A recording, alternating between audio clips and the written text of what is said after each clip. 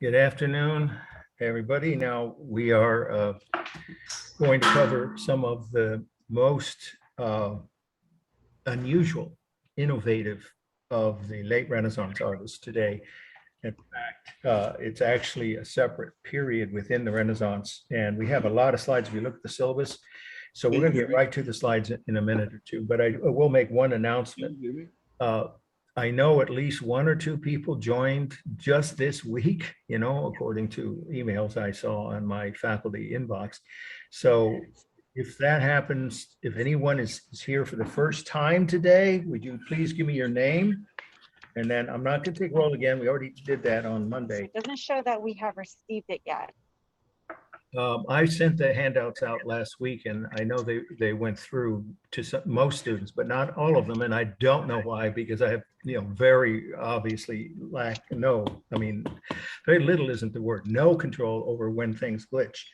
But I will resend them to individuals who didn't get them, but I don't have them on my laptop. I've explained that before because, you can't store everything on every device. So my laptop is full of videos for the teaching and Zoom and all that stuff.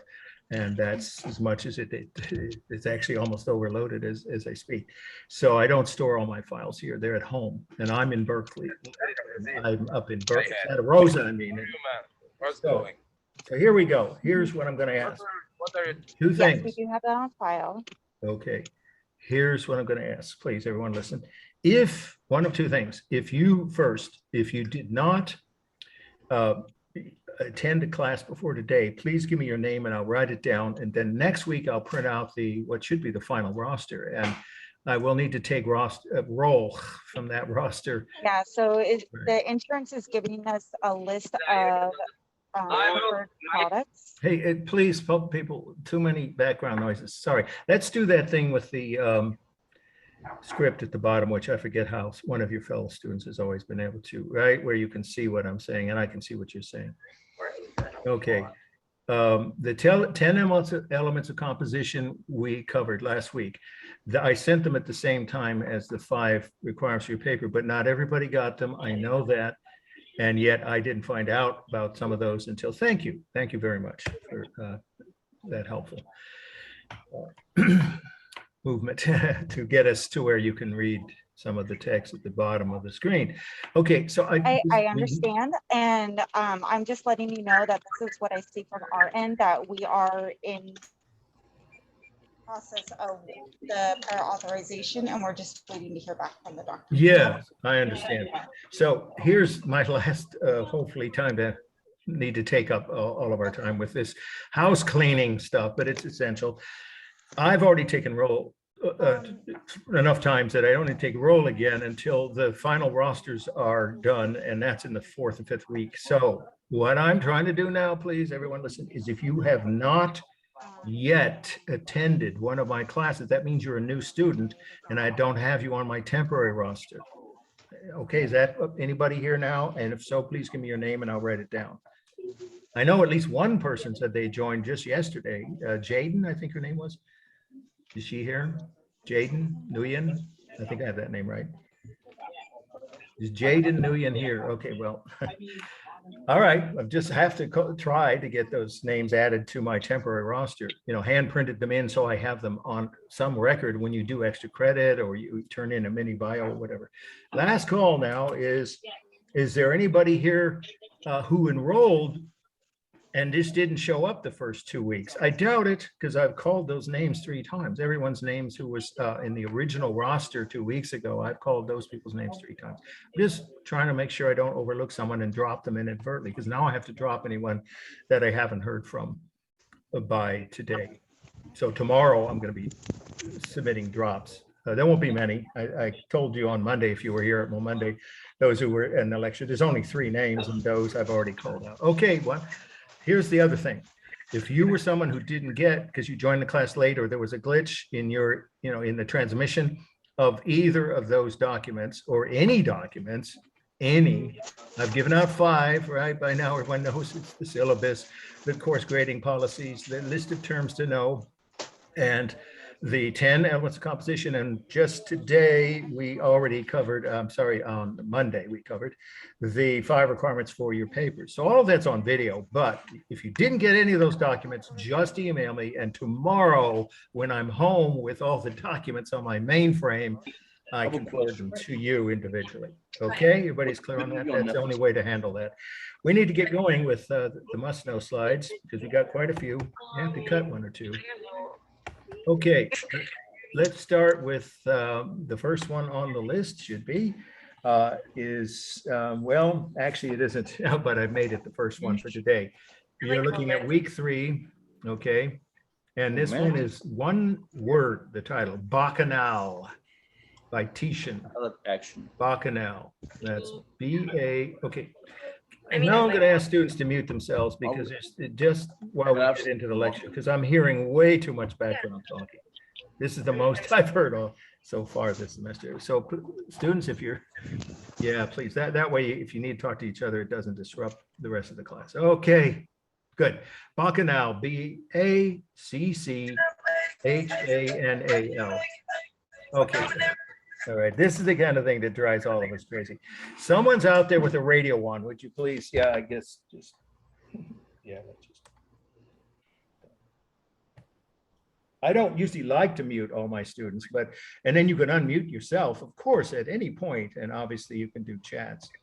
So what I'm trying to do now is get us to a place where we can get going because we're behind here. We need to get caught up. Newport. Oh, okay, gotcha. Yeah. And so if you need to say something, I welcome comments as always. You can just unmute yourself. All right, thank you. Here we go for the third time. Bacchanal, B-A-C-C-H-A-N-A-L. It's on your syllabus, so you should have the spelling right in front of you. Titian. Titian is the name of the artist. T-I-T-I-A-N. Titian, 1513. Okay, so let's start with the fact on meaning. Remember, always start with the meaning in your notes. That Titian was one of the first famous painters from Venice. So I think it was one of my former students, or maybe it was one of my relatives, who called him Titian the Venetian, which is a nickname you can ignore or you can choose to use it if you want. Is there somebody wanting to get in? Yeah, let's see. Okay, yeah, so I was just saying that Titian was one of the first Venetian, famous Venetian painters. He was from Venice. Venice was a very rich city. Some of you know that. Oh, this is, something's wrong with the mute. Yeah, it's just driving me crazy. No, hey. Elena, don't you speak that way. Yeah, only until we get, to the point where you want to individually speak up, and please feel free. Oh boy, this has not been a good start. Let's start over. I'm not going to read the name of this artist. I've already done that, or the title, but you need to know something about him besides the fact that it was from Venice, Italy. And I know a couple of you have probably been to Venice, right? I think I know. From your mini bios, one of the most beautiful cities in the world, of course, but it was a wealthy city at that time. So he was able to become famous outside of his city.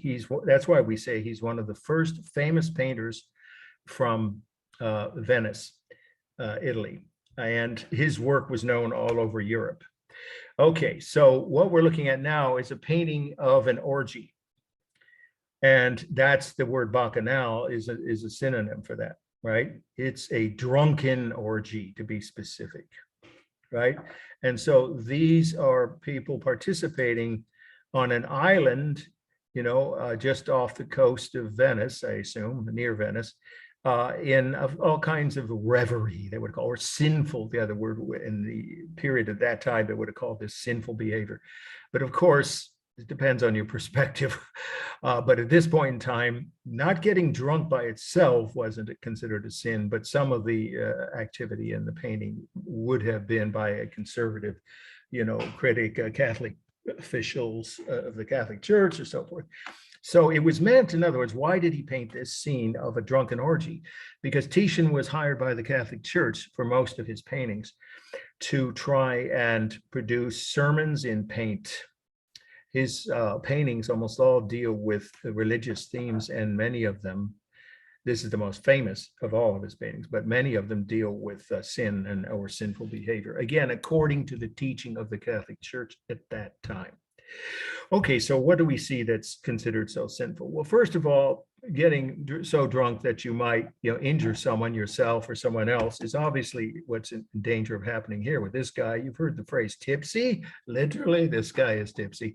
He's about to, bonk someone, brain them is the phrase we used to use, over the head himself, or maybe the guy next to him, with a glass pitcher, which could cause serious injury. So he's not paying attention to the harm he might cause. And then we have a man on the hill here, whoops, went too far, who is blotto is the word I'd use. Let's get up close to that. There he is. He's so drunk that he's passed out. And of course, that's excessive behavior, according, again, to those who would be conservative critics of this kind of orgy. Okay, I don't mean politically conservative, I mean, morally conservative. Okay, so then what else is going on? Well, this woman here, well, she's just having a conversation, but she's quite literally not going to pay attention to how drunk she gets. So she may or may not even be able to find her way home to wherever she lives, perhaps with a family, who knows. She's just saying, the phrase, hit me again, quite literally. And of course, they didn't have, most people didn't have wine glasses. They existed, but only rich people had them, or well-to-do people. So she's just got a saucer, which is being filled by this guy here at her request. But the one really, or two really controversial scenes are, here's one, which is debate. To this day, there are debates. I've had students get really vociferously adamant about what they think this means. All I'll tell you is the controversy was from the beginning, when this painting first was displayed, about whether this is two women dancing together or a man dressed as a woman who might want to be perhaps a female. Any of those, either of those two types of behavior would have been considered, quote, again, we're talking about the 1500s, sinful by the teaching of the Catholic Church. So there are people who think it's a man, he just, happens to be dressed in a woman's satin dress or gown, and others who think, no, it's two women who will become amorous, which of course isn't controversial in most parts of the Western world today, at least, or much of the world, but it was then. But the most obvious sign of bad behavior would be this one here. This mother with her baby has become so drunk that she's not even paying attention to her little, probably it looks like a little boy, it's hard to tell, but yeah, I think it's pretty obvious. Little boy here next to her, she's completely ignoring him, and he is literally soaked in alcohol. Well, that's an early ticket to alcoholism if there ever was. So that kind of behavior would even today be considered not very good. And so it's the overall point of this painting, again, the bottom line is, it's meant to warn, supposedly, those who see the painting against such excessive and or sinful behavior, according to the Catholic Church who paid for this painting. But it's also a style of painting where there's some exaggeration of some details, and that's the only new term for today. So let me give you that definition. It's at the bottom, everyone in your list of terms to know, the bottom of the first page. Mannerism. I'm not going to spell it's right there in front of you with two N's, of course. Mannerism. Okay, so here's that definition. It's a period of late Renaissance painting, a period of late Renaissance painting from circa 1520 to 1600, comma, okay, during which artists created their most unusual and exaggerated original techniques, in which artists created, not all, but most artists created their most unusual, exaggerated, and original technique. So what technique is exaggerated here, in other words, or not strictly realistic? The clouds. These clouds actually in some ways are more realistic than any clouds ever painted before, but no painter had tried to emphasize clouds in the sky like Titian had. So he's one of the first painters to emphasize cloudscapes And that is in all his major outdoor scenes that he painted. Another is the exaggerated use of light and dark. Now we know that Da Vinci invented chiaroscuro. We covered that, remember, last week. So the contrasting air of light and dark by itself wouldn't be new, but look at the way the shadows affect the skin tones on the people underneath that tree, and how the ground looks dark here, and then it gets a little bit lighter again, and then it gets dark again when it gets to the shoreline right there, and the mountains in the distance. So he's drawing, this is the only other thing to say about the meaning, and we'll do a quick formal analysis.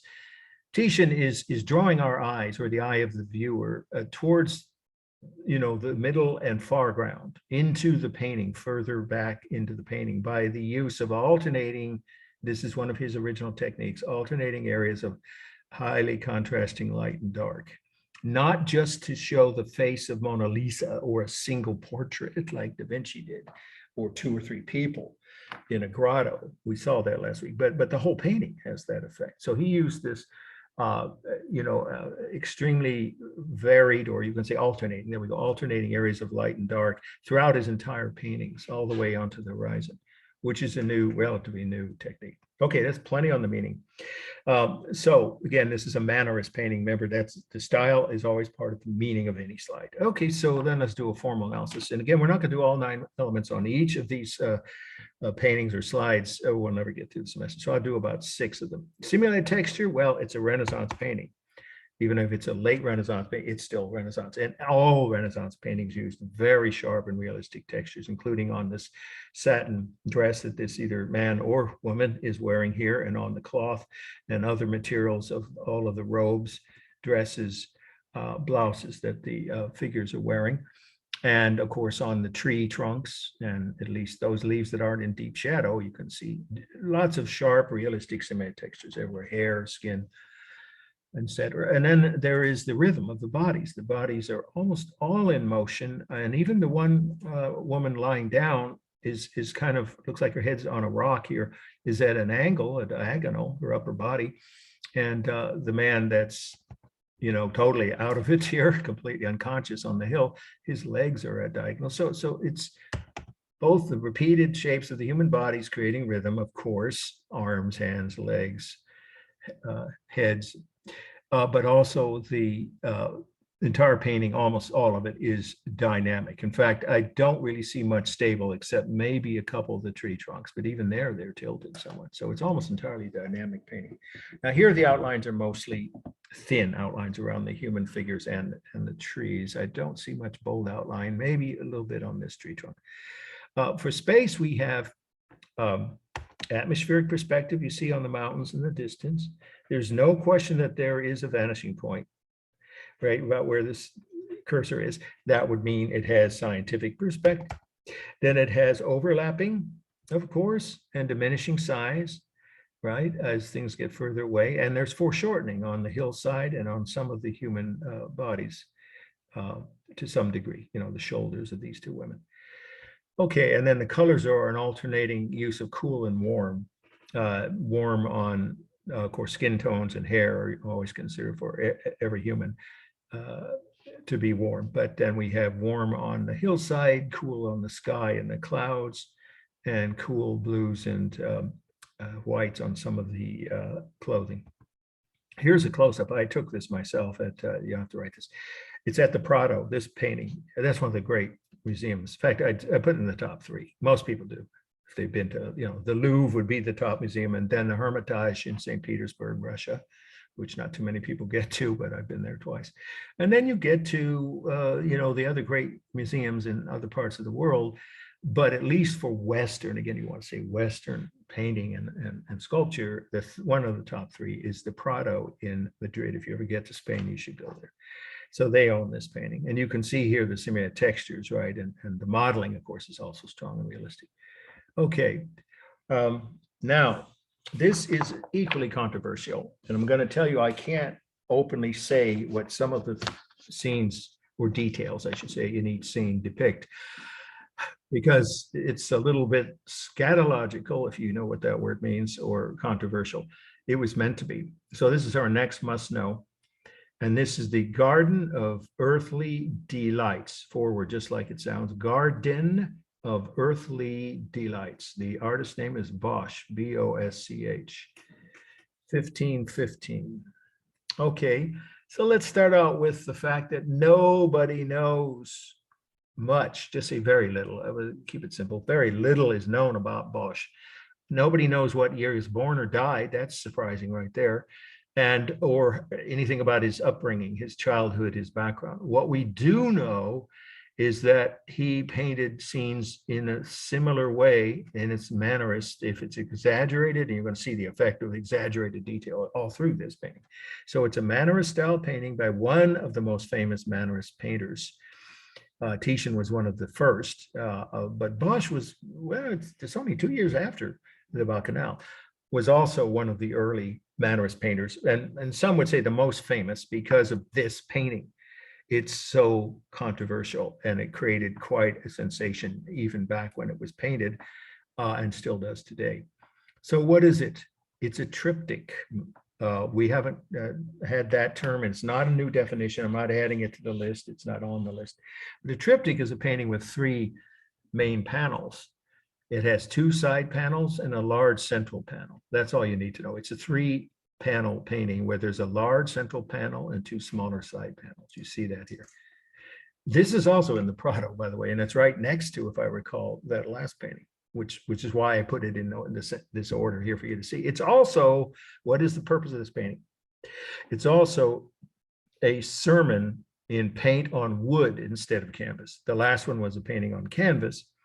This is a triptych. A triptych is portable. That's the reason it's made that way. So it can be folded up and moved from one church to another, or one palace to another. So this was originally for a church.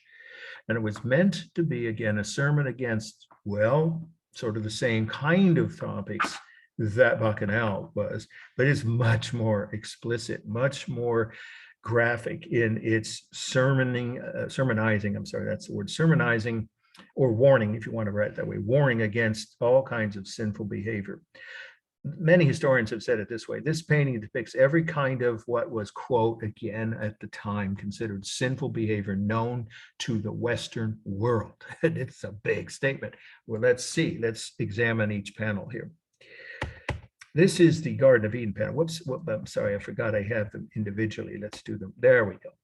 The Garden of Eden panel is, the first one you'd see if you look from left to right. Of course, that's, you're supposed to do it that way. Read this painting, you're reading it, because most people couldn't read then, right? But they knew what they were supposed to understand by just looking at the scenes. So even illiterate people could understand the meaning of this painting. And so we have Jesus here in the Garden of Eden. Well, if you, I don't know how many of you know, but that's not possible. Jesus appeared lots later. The Garden of Eden was way, way earlier. So somehow he's putting, the painter Bosch, Jesus with Adam and Eve. There's Adam and there's Eve. He's warning them against, right, their sinful behavior, or the possibility of them engaging in, of course, what would that be? Well, you can guess: sex. They're not supposed to engage in sex according to the teachings of the Catholic Church before they're married, I guess. In any case, it's called the original sin. So you can just say he is warning them against the quote, that's the phrase that was used by the Catholic Church, original sin, or you can say having sex, which of course they ignored, if you know anything about the Bible. So you can just say he's warning them against behavior that they're about to engage in anyway. So that's one of those, sermon-like statements where the painter is saying, according to the Catholic Church, who may have committed, we don't know if they commissioned it, but it was in a church, so probably was commissioned by a Catholic official. Don't do this, but they go ahead and do it anyway. But then the controversy comes in, because that's not controversial. This topic had been depicted in painting and sculpture for over 1,000 years. Okay, so, but what is controversial is this tree. Oh, sorry, I meant to get the details a little closer. Here we go. This tree is a tree full of phallic symbols. That's all I'll say. It's not my guessing. It's something that was known at the time when people looked at this painting, what these branches were supposed to symbolize. and I will have to be circumspect here, but this cesspool down at the feet of Adam, or just below Adam and Eve, with all these slimy creatures, you see them? Some of them evil looking, crawling out of this cesspool, that's supposed to symbolize the female reproductive organ. That's all I'll say. And if you put the two together, it's saying that both misusing either the male or female reproductive parts are, by them definition, would be sinful. What we don't know is this thing here, and there are theories. It's a crab, or it's an evil demon with a face that looks a little bit like a crab shell. Well, we don't know. It's some kind of demonic creature, but it's sitting on either a bed of caviar, which would have been considered only the richest people could afford caviar at that point in the history of Europe. And it's a sign of luxury and excess, but it might not be caviar. We don't know. But what we do know is what's going on in the middle panel. This gets even more controversial, if that's possible. We start with a man riding on the back of a bird, a giant bird, who's wearing a condom. Yes, that's what that is. They had condoms then. They were made out of sheepskin, as you may know. But they did have them. Well, he's wearing a condom on his head. So obviously that implies that he's going to be sexually free and, non-discriminatory about his partners. And he's just going to do what the Catholic Church said you shouldn't do, have sex outside of marriage, of course. Here we have a man having carnal knowledge of the bushes. I don't even know if there is a word for that, but obviously that would mean he's misusing his God-given parts, if you want to put it that way. Then we have two women. There's no question these are two women. And that would be considered, again, by the teaching of the Catholic Church, sinful. Then we have these two men with a dead body. There's no question that that skin tone is meant to imply, as it was known during Renaissance painting, the bluish or bluish green skin tone on a whole body is meant that body is a dead body. So here we have two men, and a corpse. Are they engaging in necrophilia or about to, or are they just all getting drunk on fermented grapes? And of course, therefore, that's an excessive use of nature, if you want to say it that way. And then here is interracial love. Again, no, today this would, be considered controversial, but it would have been at that point in time. So this is an orgy, though. This scene here is well, the whole painting is really, but this is a smaller subgroup of people that are all engaging in some kind of, could be bestiality, if you don't know that word, or it could just be they're getting ready to go further into this scene. And then we really get to that's not enough, to more controversial behavior. Here, I'll let you decide for yourself. If you don't know what the Richard Gere myth about Richard Gere is, I'm not going to quote it here. If you don't know, then you can just ignore that. But obviously that kind of behavior would be considered, sinful or perverse and against God's teaching. These are drug addicts. Quite literally, these are poppy and opium, symbols for poppy and opium flowers and drug use. And these people are completely, addicted here, these three leaning against these objects. And then we have another, orgy about to happen here again between, there's a counter theory to this that I'm going to say in just a minute as to what really was in the mind of the painter when he created this. Okay, and then we have women giving away cherries. You do the math. Again, like I said, I can't get too graphic or explicit. I don't want to go over, too far into that category. But it's obvious this painter, Bosch, had some knowledge of these kinds of behaviors, either in person from his own experience or witnessed them from people he knew. Here's another giant condom, but it's in the form of an umbrella over the heads of this. I guess it won't go down. Yeah, I thought I could make it go down. But it's over the heads of this threesome that are about to engage again in some kind of group sex.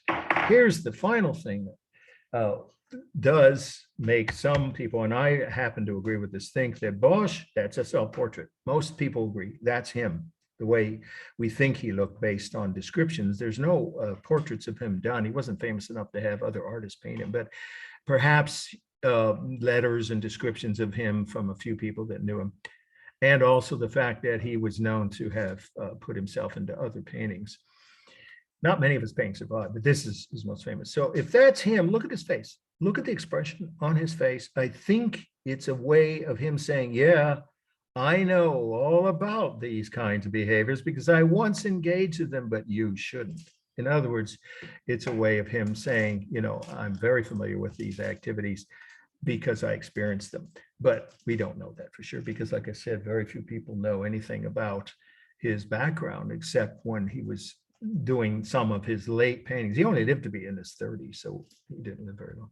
The last panel is the hell or damnation panel, where all those sins that we just saw are being punished. And we're running short on time, so I'll just have to be brief. Whole books have been written about this painting, documentaries about just this painting. It's that influential, famous, unusual, rare, unique. Even for other artists like Titian, he didn't go this far with depicting these kinds of sins. Here we have another phallic symbol, the two ears and the knife blade, or some think it's a giant feather, but it looks too sharp to be a feather, would be symbolic of misuse of the male organ. And so what's happening is the knife blade, we'll say most historians believe it's a knife blade, is cutting the male bodies in its wake, in its path, right down the middle where it hurts the most. And of course, that would be a kind of a poetic, some would say, justice or punishment for the crime of misusing their physical reproductive organs. And here we have a glutton, someone who ate too much and maybe even denied his own being devoured by demon dogs. I don't know what else you call those devil dogs here. Literally, his guts are being eaten out as he's still alive. And then we have the it doesn't. Okay, I have one more view of it. Yeah. These are my own slides. Here we have another kind of punishment for gluttons. This is a giant, again, frog-looking demon. That's what it looked like to me, devouring someone who's then going through that person's or that demon's, bowels and being, excreted out the back end. It's very, very controversial, this whole painting. But at the time, it was meant to be a religious statement by, sanctioned by a Catholic Church. It was put in a church somewhere in Holland. He was Dutch. I didn't say that. I should have. That's the one thing we do know where he was from. He was Dutch, what today is the country of Holland. And then finally, musicians were considered sinful if they played anything other than religious music. So these musicians are being, literally hung by their own instruments or tortured by this is a musical instrument, by the way, from the Renaissance. And this is bagpipes. Now, I have Scottish heritage, so I can say this. As much as I, respect the heritage of my ancestors, I can't listen to bagpipe music for more than a few minutes before it gets a bit old. So the bagpipes here being played are another form of torture for somebody who might have, used them to entice someone to orgies or things. Anyway, the whole thing is about punishment for sinful behavior. On the final, it's called the hell or damnation panel. Okay, so to do a formal analysis, we're going to be really quick. We're going to look at the full view. Each panel is balanced. I think that's obvious. I don't have to get specific. Look carefully. You see objects arranged roughly on the top and the bottom of each of the three scenes, roughly equal, not exact, but rough balance, left to right. And I would argue it's unbalanced in the middle panel towards the bottom because of the number of bodies that are greater below the middle. And perhaps you could say that with this one, although it depends. If you count the animals, they balance out Jesus and Adam and Eve. And this one, again, depends on what you count as masses or objects. So I would count the scene in the top right corner as balancing out with the section in the bottom as roughly balanced top to bottom on the two side panels. It's obviously it's got humongous, is that it? Incredible amounts of rhythm in the repeated human bodies. There are literally hundreds of bodies in these two paintings, or three panels. It's dynamic. There's almost nothing stable anywhere except maybe the trunk of this phallic tree and this strange object, the main part of it at least, which we can't really identify. But even there, and maybe that one musical instrument, but I don't see any other straight or stable lines or objects. It's almost entirely dynamic. Simulated textures, well, they're all going to be realistic and sharp. And then so is the modeling, strong and sharp. And all of the lines are thin outlines. And then this uses atmospheric perspective. We can see it right in the horizon. And there's clearly scientific perspective. This has been x-rayed and studied for centuries, so we don't have to guess. he did use a vanishing point in all three panels, and overlapping foreshortening and diminishing size, all the main techniques in Western art for depicting a realistic space or depth. And then the colors, of course, alternate between kind of a warmish, weird looking yellow on the grass. I guess it's supposed to be during a drought or something, because usually Holland is green. The grass is all of Holland's green, except in this painting, it's not so green. So that could be considered warm, the yellow color, of course, and then the human skin tones. And some of the objects, and then alternating with the horizon and some other objects that are white or gray or blue, which are, of course, cool colors. Okay, let's see. Oh, and it is a Mannerist painting because the exaggerations are in the activity of the people and the depictions of all of the, figures doing these sinful things and controversial activities. Okay. Now, this painting is one that I used to wonder how in the world it even got painted, let alone was not removed from the church where it was painted for which it was painted. It was a very controversial painting, but not as much and not for the same reasons as our last painting. So this is near the middle of today's list, Crucifixion, Eisenheim Altarpiece. I'm just going to go ahead and say those words because we're running a little bit, not too badly behind, because they are on the syllabus. And of course, if you were one of those who didn't get the syllabus yet, again, don't forget, if you joined late, I think a couple people did, I will, if for some reason you didn't get any of the handouts, any one or more, you need to email me and I'll forward them to you individually tomorrow when I'm home where my files are stored. Okay. So what we have here is a painting by Grunewald. I'll spell his name, Grunewald, 1515. He was German. This is painted for a church in Germany, and it was almost immediately ordered to be removed. I mean, that's the only way I can say it. The local bishop, not the church itself that ordered this, commissioned this painting, but a higher ranking official, right? So, the bishop's above the local priest, of course. That's why he's a bishop, hated it and wanted it removed. Why? Because of the unusual way it depicted Jesus. Now I'm going to see if anyone wants to, please feel free, I encourage us, to see if you can come up with some aspect of this painting that might be different than any other versions of the death of Jesus, of course, on a cross. That's what this is symbolic of. I mean, sorry, it's not symbolic, it's depicting this. After Jesus died, right before he came down or was taken down from the cross, according to the Bible. So what do you notice about his skin? Not the tone of it, but the texture. Anybody? That's a little unusual for a crucifixion scene. I'd say it looks a little withered. That's a good word. That's a good word. Nobody's used that before. Yeah, you could say withered, or even that it's starting to decay.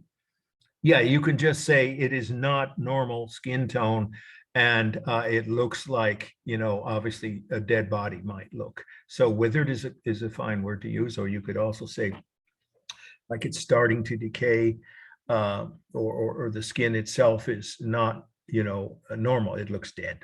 Well, it's strange, I know, but Jesus had, obviously, if he died after 3 days of being tortured to death slowly on a cross, he might not have had normal skin texture, but all the other versions of this scene show him with normal, healthy looking flesh even after he died.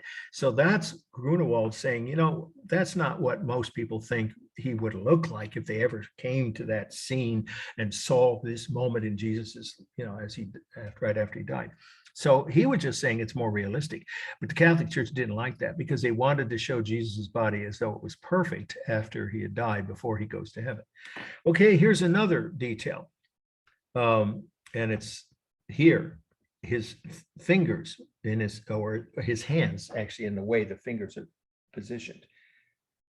What's unusual compared to what the usual view of the arms and hands of Jesus nailed to the cross normally would what's different about the way this depicted? They're deformed. Say again? They're deformed. That's it. There again, you guys come up with some original terms that I haven't heard other students use. I'd say that's a fine term to use. You could say deformed or abnormal, or they are they appear as though he was writhing, you know what? Writhing with a W, right? Writhing in pain or reacting, you can say, to the pain. Well, of course he probably did. I mean, any human being, and according even to the most strict interpretation of the Bible, he was a human while he was down here on earth. He would have felt intense pain. And it's probably, again, a more realistic way of depicting his, the way he would have reacted to people. But again, the higher officials in the Catholic Church, especially the local bishop in this part of Germany, hated that because it shows that he is reacting to pain, which shows him what not perfect, or like he might be weak or something. Well, it has nothing to do with being strong or weak. It's a normal human reaction, and probably, if in the real incident that this was depicting, people walked up to his body right after he died, that's probably what his hands would have looked like. Yeah. So what was that word again? Sorry, the person used. You can. Deformed. Yeah, deformed is fine. Yeah. In fact, you could say that about his skin tone too, but I think it's more appropriate for the fingers. So yeah, good points. And then finally, this is the least obvious one, but I think you'll get what I'm talking about. If you look, here's the ground, here's his feet. You don't have to do a measurement here to see something unusual about the positioning of his body in relation to the ground compared to every other crucifix in every other church I've ever been to all over the world, where crucifixions are often, not in every Christian church, but certainly every Catholic church. Anybody notice something, can think of what's unusual about the positioning of his feet in proximity to the ground?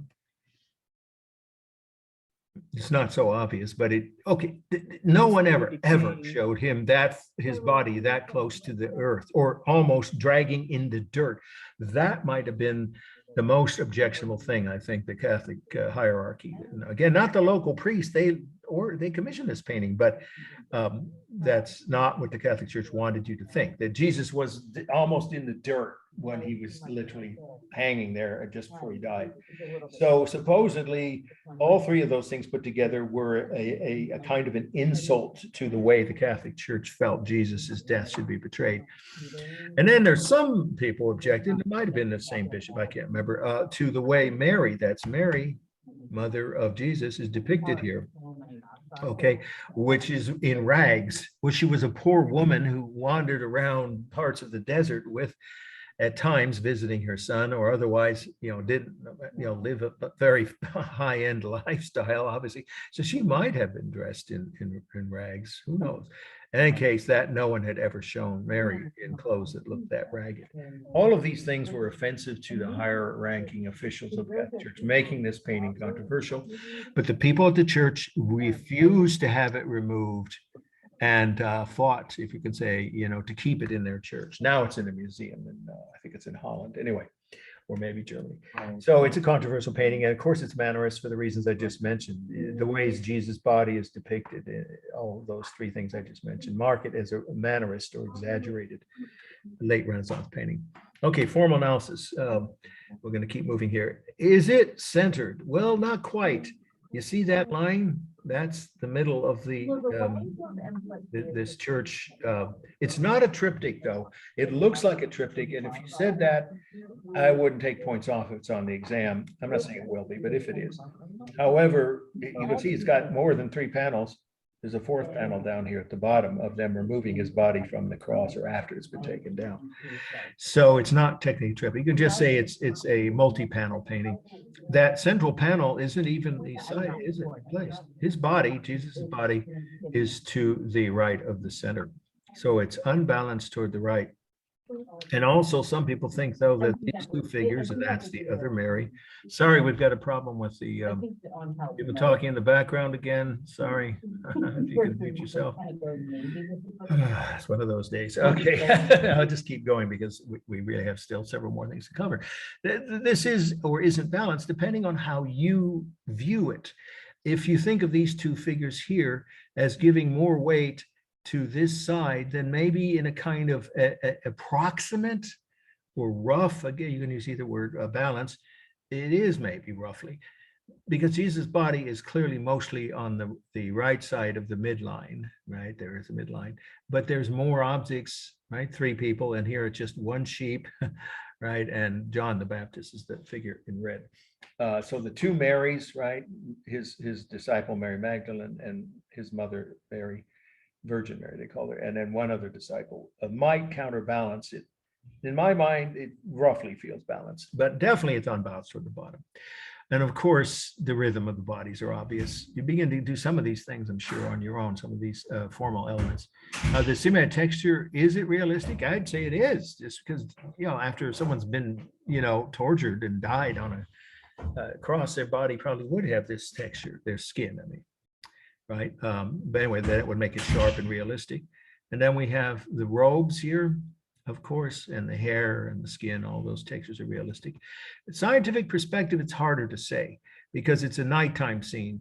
If there is a vanishing point, it would be somewhere just to the left of Jesus's hips on the hills in the background. You can barely see those. But there is an atmospheric perspective. It's a nighttime view, so it couldn't have that. But it's foreshortening, overlapping, and diminishing size. And the modeling is very strong and powerful. And it is mostly stable. Look carefully, even though Jesus' arms are outstretched at a diagonal, the cross is stable. His body, top to bottom, is stable. And John the Baptist is stable. And Mary's upper body is stable. But these two figures, their upper bodies are leaning. So they're dynamic. So it's both, but I'd say more stable than dynamic. And all the lines are thin outlines. Oh, I forgot I had this view of it. If it's on the test, I'm not saying it will be, you see now more about the skin tones, but you guys got that.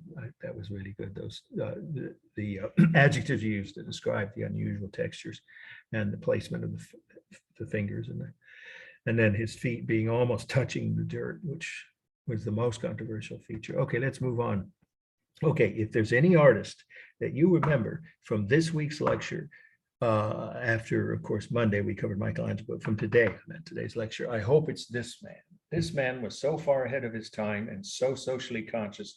It's mind-boggling. It's amazing that he had the awareness and consciousness that today we consider, I don't even like to use the word woke, but that is in the vocabulary, of course, but you don't even, not saying that so much as just, someone who was aware of social issues and addressed them before anyone else in Europe was even thinking of those issues. That's this man. So the next must-know artist, I'll give you the title of the painting. It's an engraving, sorry, engraving. This is not an engraving, it's a self-portrait. So I'm going to give you the title of the next must-know and tell you it's so important I won't cut it from the study list. It's Melancholia, I will spell that, Melancholia 1. It was going to be a series he never finished. He only did one of a series. I'll explain why in a moment. Melancholia, which means depression, right, is Melancholia. Melancholia 1, Roman numeral 1, is the title. The artist's name, Dürer, one of the all-time greatest painters that most people in America have never heard of, which is kind of sad. They should know who he is. But you guys will after this lecture. Dürer, D-U-R-E-R, 1514. Now I'll go ahead to it to show it to you. That's this. It's one of the most famous engravings in the history of Western art. But before we get to that, as part of the meaning, who was Dürer? Dürer was often called, I'll say this slowly repeated because it's a very, very complimentary statement about him and his importance. Dürer, at the time he was alive, was more famous than he, well, it depends on where you go. In Europe, he's very famous, but in America, most people haven't heard of him, right? Dürer, while he was alive, was one of the most famous painters at that time in Europe. He was nicknamed the Da Vinci of the North. That's saying a lot. We all know how much original creative work Da Vinci did. So he was called that because he was multi-talented. He had a scientific mind. So he thought about things in a scientific inquiry format. He investigated nature, and I'll prove that to you in the next slide, before most painters even knew, anything about outside of their own landscapes that they knew, you know what I mean, how things in nature work. So he examined and investigated things in the natural environment and painted or drew them. He was both equally talented as a painter and an engraver. But he also was an author, a writer. He wrote actually, I think a textbook or two, but certainly he wrote nonfiction. You could just say factual books about the environment. And he wrote essays and articles, and he also was a teacher. He taught some young students, not large classes, but tutored and mentored students. And then he was, like I said, the most advanced socially, I think, of all the famous European painters, and I'll say why as we go along. So this is a self-portrait. I took this photo. It's not the must-know, so you don't have to write this. Of him at age 28. He was never wealthy. He's wearing, you might think it looks fancy, but not compared to the other successful painters of his era. He's wearing a very thin cotton blouse, that'd be the word, right? Shirt. And no gold or other fancy materials on his sleeves or his collar. He was never wealthy. But it's an important detail to say he has a condition that Rembrandt had, that I have, that one or two of my relatives have. It's hereditary. It's called strabismus. Now, so that's part of the meaning. And I'm going to prove to you that that's relevant to his art beyond just this one self-portrait. One eye doesn't focus as well as the other. It's not voluntary. It's a condition you're born with. And I was, and so was Durer, and so was Rembrandt. Of course, they managed to overcome that minor handicap. But he almost never showed himself looking, a couple of times, but he put a lot of self-portraits because most artists do that. But most of his early ones, he's self-conscious about that condition, that one eye would look crossed when so he would show himself from the side view. Okay, so now let's go on to evidence of his being ahead of the time when it comes to environmental awareness. This is called Little Owl. It's not a must-know, so you could just listen, but it's part of the meaning as to him being ahead of his time. He went out in nature and drew all the kinds of animals and plant life that he could find throughout he traveled all over Europe. And he showed them the way they really are. And then he wrote books where these engravings are almost all drawings, engravings, right? Black and white, of course, with essays next to them saying we need to protect the environment of these creatures, these animals and or plants, because if we don't, we will suffer. Well, nobody was thinking like that. Well, Da Vinci maybe, yeah, he did somewhat, but he didn't do as much in terms of his artwork to promote the idea of preserving the natural environment and protecting species from extinction. That's way ahead of its time, surprisingly so. So he gave these animals, each one he depicted a soul, is how artists said. Now look at the eyes. I mean, it's obvious he felt a connection with all living things. And then this is maybe the most amazing one of all.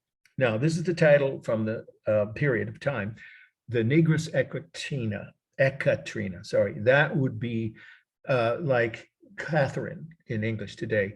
He was friends with this woman. She was one of the few free Black women living in his town, which was Nuremberg, Germany.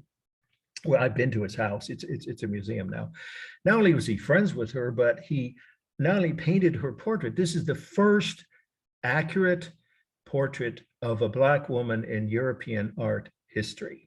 That's not only a statement of how far ahead he was, but also she was a separate independent businesswoman who had a kind of a pharmacy. They didn't call them pharmacies then, apothecary they called it, where she actually knew how to cure certain diseases more than other people.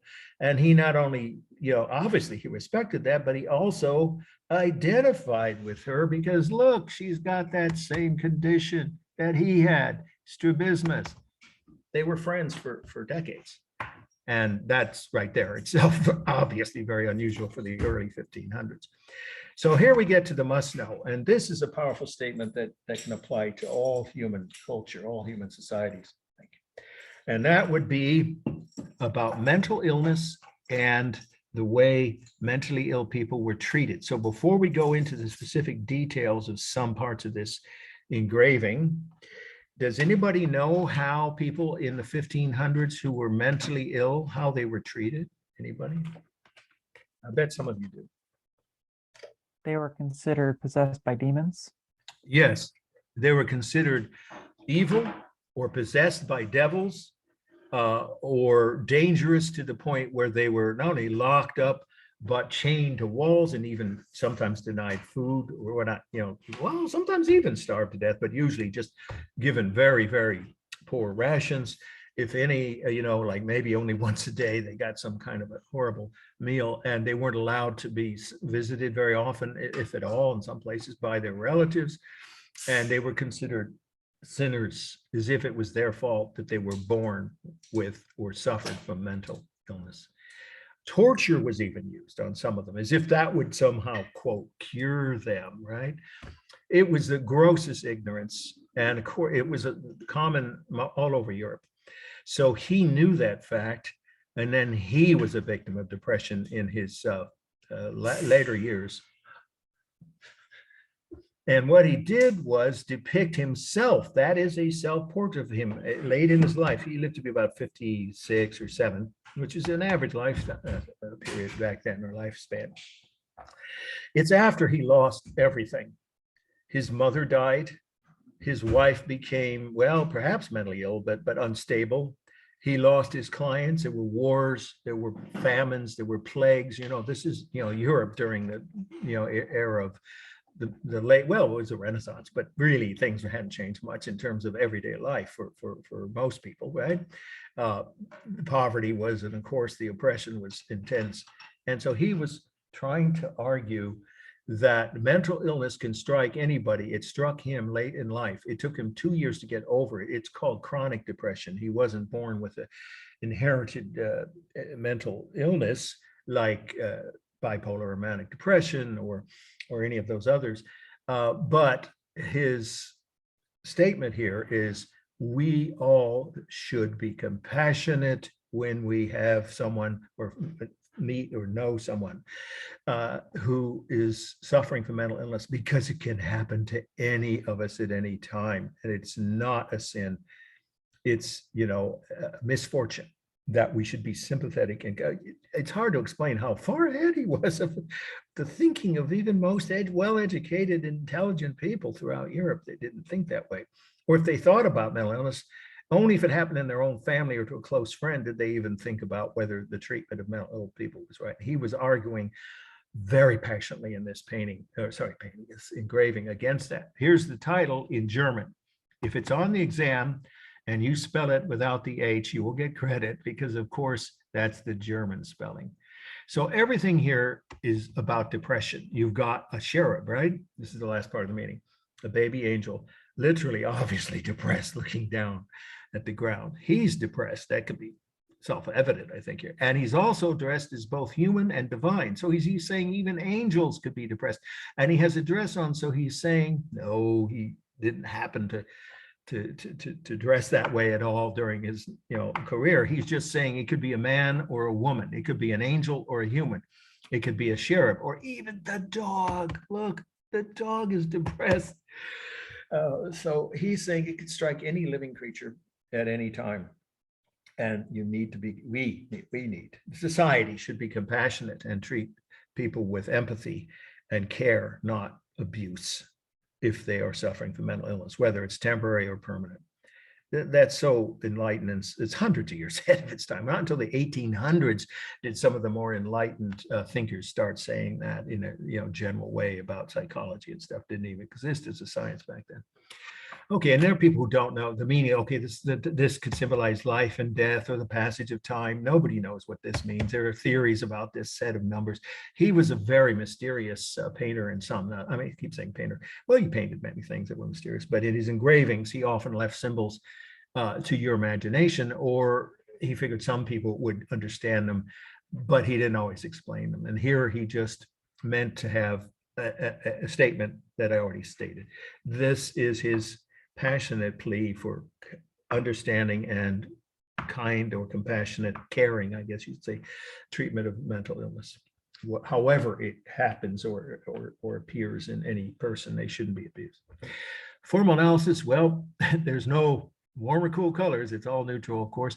Modeling, well, it's all about modeling, and simulated texture are all done with lines, some of which are bold, like around parts of his wings here, for instance, or the edges of the dress. And then we have thin lines around, the face of the creatures, and I would say some of the objects. So both thin and bold lines. And of course, the textures are super sharp and realistic. He was a master engraver, one of the greatest that ever lived. People like Picasso were inspired by him when they were young students of art or even early on in their careers, and wrote even commentaries about how much they were inspired by Dürer.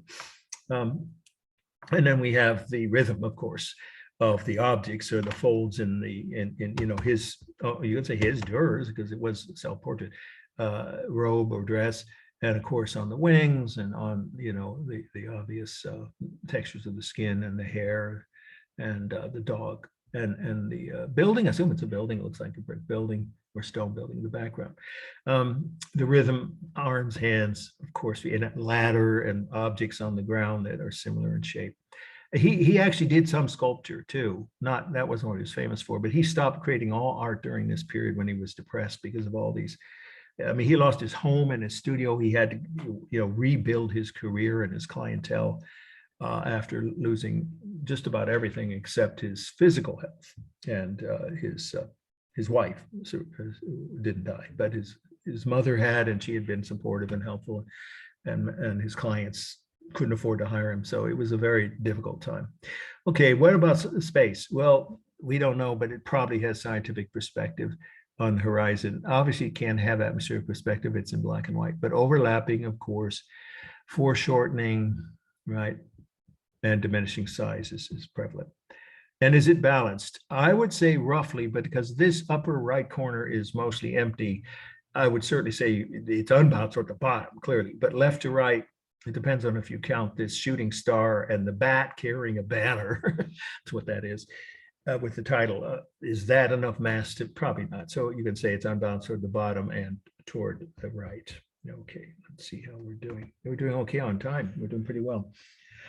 This one is also a pretty important painting. I won't cut it from the study list. Burial of Count Orgaz. Orgaz is Orgaz. The artist's name is El Greco, 2 words, I'll spell it.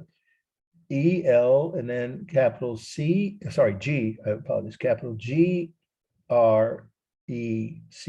2 words. The Greek is what that means in Spanish, if you speak Espanol. He was nicknamed El Greco. I can't even remember, his real name is Domenico something, but he never went by that. He always signed his work El Greco, and that's what everyone called him. 1586. El Greco is considered by many historians, this is the meaning part, right, to be the greatest Mannerist painter of all time. That's a matter of opinion. I would certainly say one of the greatest Mannerist painters. And he completely invented out of his head with no other artist influencing him, 2 new signature motifs that are have become so popular that they were copied all the way through Picasso and into even Matisse, painters of the 20th century. Now you don't see it as much, but some art schools still teaches his techniques. What are those? It's all part of the meaning now. The part of the meaning is the style. It's Mannerist, but it's his version of Mannerist, okay? And his 2 unique, you could say uniquely his or individual Mannerist techniques are an undulating, let's go up close to this one, an undulating swirling motion to all the main objects, not just the human figures, that for sure, but also the other objects. Now, this is the scene in heaven where the ghost or spirit, however you want to say it, of the dead Count Orgaz, the painting's name for, right, is being carried by an angel into heaven to meet Jesus, on the throne in heaven, right? So we see his robes, Jesus's robes. Mary's, that's Mary, if it's not obvious. The clouds, well, are they? Look carefully. It looks like a giant hand. Maybe it's the hand of God here, right? With one of his, that would be his pinky finger, right? Curling over, and the open palm helping to support John the Baptist. There we go. You see what I'm saying? This is not just your normal cloud, but all of his objects are main objects, all the main objects, the human bodies, the clothing, and in this case, the background, which is clouds, all have an undulating, swirling motion in all his paintings. The other unique technique of his, or signature motif, that's a word you don't have to use it on the midterm, but it's a convenient one to use, that marks a specific artist's unique creations or techniques of their own work that you can recognize their work by. So the other one, the second one for El Greco, is elongated limbs. every single part of this bed. Look at Jesus's arm. He could touch his toes sitting down. Try that at home. Doesn't work. Here's the fingers of Peter. Peter, the disciple, supposedly, according to some version of the Bible, has the keys to heaven right there, the keys. His fingers are twice as long as they should be for the rest of his body. And then John the Baptist's legs are unusual long, and so is his arm. So you can just say the main human figures or just figures, right? Because some of them are divine, they're up in heaven, whatever. Just say the main figures in all of his paintings had elongated limbs and hands in almost every painting. So let's go back to the full view, and the other part of the meaning is what's going on down here. And so let's get up close. That's the actual scene of the burial of a man who had died hundreds of years earlier. The Catholic Church commissioned him to paint this because they were being threatened by Protestant rebellions. I don't mean, well, yeah, sometimes it was military, but mostly it was just people breaking away from the Catholic Church to become Protestants in Northern Europe. So that's what this painting is, commissioned by the Catholic Church to counter, and that's the right phrase, counter, or as a response to, if you prefer, the Protestant Reformation, the rebellion of Northern Europe to break away from the Catholic Church. And that was already well underway when this was painted. So El Greco was, in other words, creating a piece of religious propaganda. This guy was a rich count, you know, his name is in the title, who is not that important in the history of Spain, let alone the rest of Europe, but they're trying to make him out to be a really important figure because he gave money to the poor. You know, that's nice. Well, maybe he did give him a lot. I don't know the details, but they're trying to make him out to be almost a saint in this painting. He was never declared a saint, but as though he deserved that kind of reverence or admiration by good Catholics. So it's a piece of political or more religious, I should say, piece of religious propaganda, which of course is nothing new. That's happened throughout human history. In this case, the Catholic Church responding to the Protestant Reformation, or you could even say rebellion, that was already going on. And so it shows the Count being lowered into his crypt by Catholic Church officials, a priest, a bishop, a choir boy here, another priest. And then these are the mourners, the rich and powerful of that city when this man died. And they're all shown in costumes from that time, not from the time he died 200 years earlier. So that's typical of painting in the Renaissance, that they didn't depict people the way they dressed at the time the painting was set, but at the time it was created. So they're dressed in late 1500s outfits. And even they are a bit elongated. Look carefully, you see. In fact, I think I have another close-up. I think I do. No, I don't. Of that. Well, you get the idea if you just look at this slight detail, more of a detail here. See, even their heads are somewhat elongated here. So there's less of the elongation in this painting because the bottom five figures are mostly just you know, realistic, but the heads of the mourners are elongated. So the elongated body parts apply even to some of their heads in some of his paintings. The final fact about the meaning is this is his son. He put his son into many of his paintings. Okay, formal analysis. This is really clearly balanced. Roughly equal areas of objects or bodies, figures, if you want to say that, above and below, and roughly equal left to right. The rhythm is obvious. All the heads here and the, you know, with the bodies, the clothing on the mourners, their ruffs, their neck pieces, they're called, you don't have to know, they're called collars, and their clothing, of course, the arms and hands and legs of the figures in heaven. Plenty of rhythm, similar texture. It's beginning to be, you know, pretty much redundant to keep saying it's a Renaissance painting. So of course, there's no unrealistic detail in the textures. All the skin, the hair, the clothing are very sharp and realistic, as is all the modeling. Here you have some neutral colors on the clouds and the mourners' black and white clothing, and a couple of the priests here, but it's warm on this group here, right? Most of the colors, and of course the skin tones, and then some of the people in heaven, or the figures in heaven. It is almost entirely dynamic on the upper part. Almost everything is in motion, right? The bodies especially, and the clouds. And then the mourners are mostly upright, and the three church officials on either side of the burial itself are mostly stable. For space, we know he used scientific perspective. And he probably had two vanishing points. In fact, we know he did, behind the mourners' heads, and then a second vanishing point behind Jesus in heaven. And then, of course, overlapping, foreshortening, diminishing size, right, are all used. No atmospheric perspective. Okay, so let's see how we're doing on time. We need to do at least two more. I'm going to cut at least one. So where are we on our list? Let's see. I'm going to go ahead and it's a hard choice to make, but I'm going to cut this because I hate to do this because we haven't had that much architecture yet. But we have to cut something. I don't want to run too late. We're going to go to about 4:20. Okay. And then I'll stick around as I always do for any questions afterwards. So take your pen and cross off Villa Rotunda by Palladio. It's third from the bottom on week 3. You see that? But I'm going to just tell you briefly, he's the first professional architect in Western history. Palladio's books are still being used in architecture programs all over the world. So he's someone I wish I had more time to go into, but you'll see the influence of his designs when we get to later architecture, and I'll refer to him then when we don't cut too many of the other architecture slides after the midterm. But I'll just say this won't be on the midterm.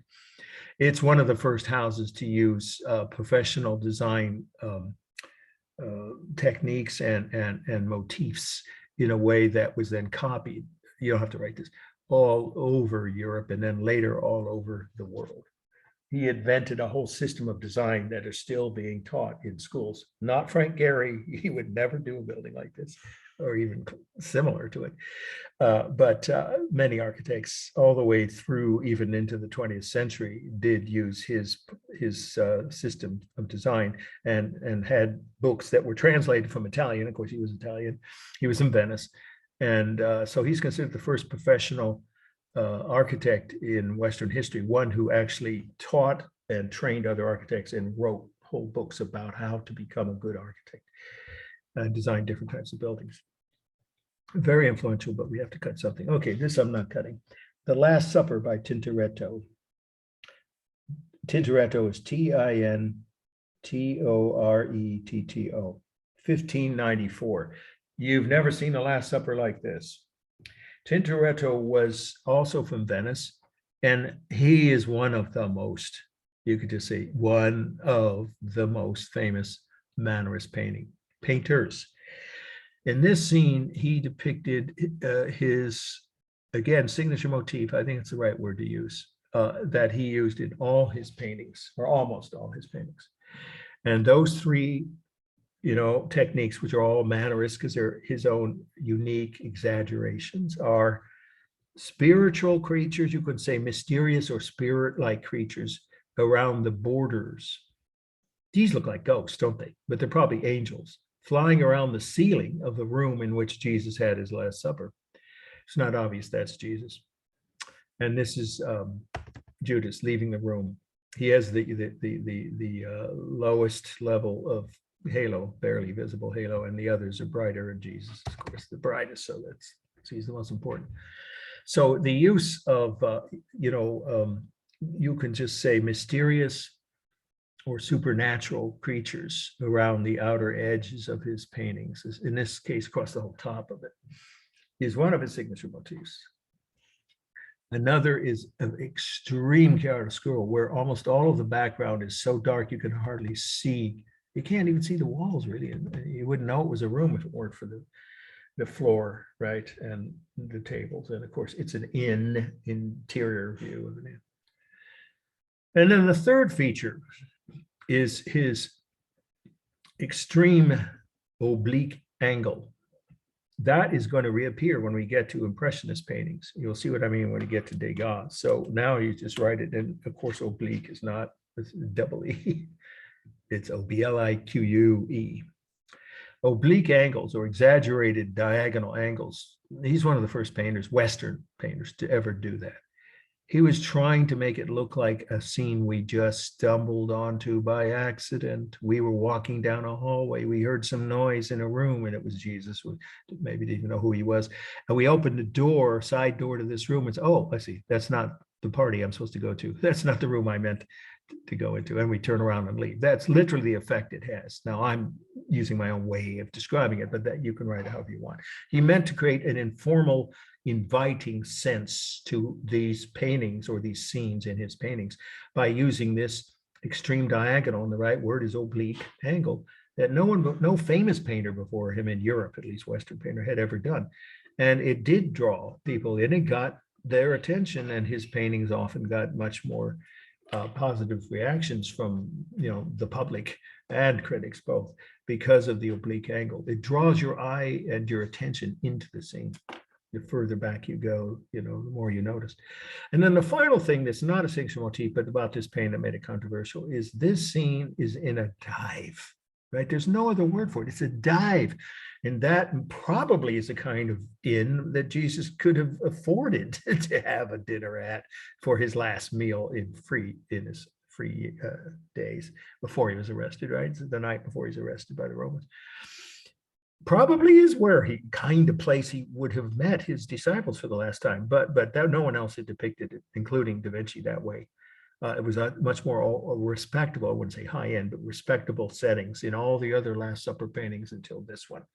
And here, this guy is saying, to heck with tradition, I'm going to show it the way I think it really looked. So that would have made it very controversial. Okay, formal analysis, and then we'll just, I guess we'll have to cut one more painting. Yeah, we will. Return of the Hundreds. So let me wait and see. I might be able to do that next week. That one is one I don't necessarily want to skip. Okay, so let's finish up with our formal elements.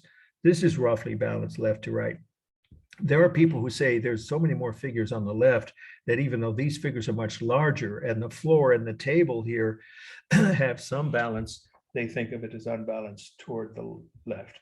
I don't see it that way, but if you do, I wouldn't dispute that. That's up to how you perceive it.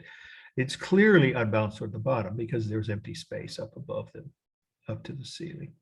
The rhythm, I think it's self-explanatory. Arms, hands, legs, food, bottles. Of course, this is wine. These are wine goblets. I don't know what they are, bottles. And then we have the textures, superbly realistic. And in this case, they even have a dingy quality. Look at the floor, how it needs to be cleaned. In fact, someone was about to clean it and stopped partway through, right? So it's a very, well, dingy is a good word, you could say, or dirty setting. And he captures that very accurately, realistically, with the simulated textures on the floor and much of the clothing.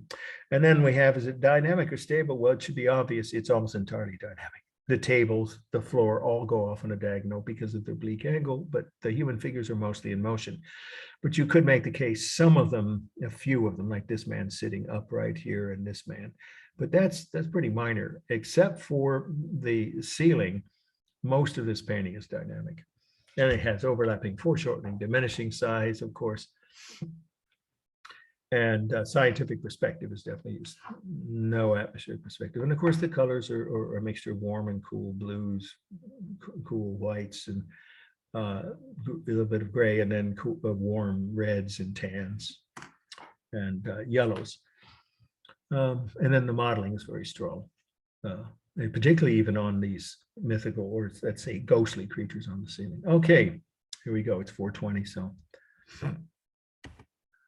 All right, I'm sticking around to answer questions if anybody has any about what we just covered. Again, if you joined us late, you can email me if for any reason you didn't get any one or more of those handouts. It'll take me till late tomorrow afternoon to get, if there's more people, that might be than one or two. Yes, question? Hello, can you hear me? Yes, I can hear. Okay, I just wanted to say I didn't get the paper in my email for the 10 elements of, Oh, the 10 elements. Okay. So Yeah, just for the email me paper and that I'll we send it need to to you write. as soon as I get to my home computer where I have. Tanya, I also I included it in the notes. I just copied and pasted. Oh, okay. So it's at Okay, the very thank you. top. Oh, okay. That's, thank you. That's very helpful. Yeah. Thank you 'cause very much. Sure. And I thank you as someone who appreciates when students help each other. That's we're all here for that. But as that, on that point, I would say, I did mean to say this, but it's not critical. On Monday, we're not meeting. Everyone knows it's Labor Oh, Day. that's right, it's a holiday. Right. A week from today, when we meet, I will remind you that by that time you should have picked a topic if you haven't already for your first, well, it's your only research paper. One of the three midterm tests is the second midterm, and that's also an essay format. Well, we're not going to get to that till November. So your papers are due 3 weeks from Wednesday. So you should be thinking about what you want to write about. And if you have questions, you email me or ask me like now at the end of any of these Zoom lectures. Does it have to be a painting or can it? Oh, be- no, it can be sculpture, architecture. I hope some people pick architecture because I can send you a special handout. I only send to people that tell me they want to do a paper on architecture for their own research. If you choose to do that, you don't have to. Tips on how to write about architecture, that could be helpful. But it can be any visual art, painting, sculpture, sorry, drawing, architecture, photography, or any craft, you know, like handmade objects of any kind, furniture, yeah, even clothing. Of course, clothing is designing clothing is an art form. So I leave it to you. I think I might do mine on Harry Winston. Oh, okay, that would be great. That's something I'm considering. Sure, you should not have trouble finding and research, I imagine. I just love his jewelry. Yeah, okay, that would be an interesting and very original topic. I don't think too many people have done. I think I told people the first day of class, the first week, I've had papers on things I'd never dreamed people would write. One wrote about a watch designed in the 1920s or something, and it's in a museum somewhere in Europe. It was a total A+ paper. And another student wrote about In-N-Out Burger restaurants as architecture, A+, because they did their research and they were able to analyze the composition and find out who did those works and what their background was. So that's a good choice. Yeah, sure. Oh, okay, because it is a form of art. Yeah, absolutely. Absolutely. Crafts are art. Crafts, the individual, uniquely designed or created by hand by humans from all the way from prehistoric times till today. That's all art. It's part of the visual art. Yeah, it doesn't have to be something from a museum or text. Okay. Will Monday's lecture be up on YouTube by Friday? Both Mondays. Yeah, that's a good one to go back and review, or if you missed it, you want to watch it. Yes, it will. I won't forget this time because it's too important. You want to have that. And then you have a whole week before the next lecture to go back and see this one if you missed part of it or want to review it. And the Monday. Both will be by 8 p.m. Friday. Yes. Great. Okay. Well, I think we did a lot. We covered almost everything we needed to after a bit of a unusual start. So I guess I'm going to have to mute my students. I don't like doing that, but I don't want to lose a lot of time. It's not fair to everyone who's focused and ready to go at the start. And then you can unmute yourself. I think from now on, I've learned that just, you know, I'm trying to be extra, you know, lenient or whatever you want to say. But I think it caused some confusion, you notice, for a few minutes there. Okay, so any other questions? I have another class to teach, but I don't have to rush off immediately. And of course, I'm checking my email every day, except maybe Sunday. I might not. Yeah, because Sunday's a family day for me, but every other day.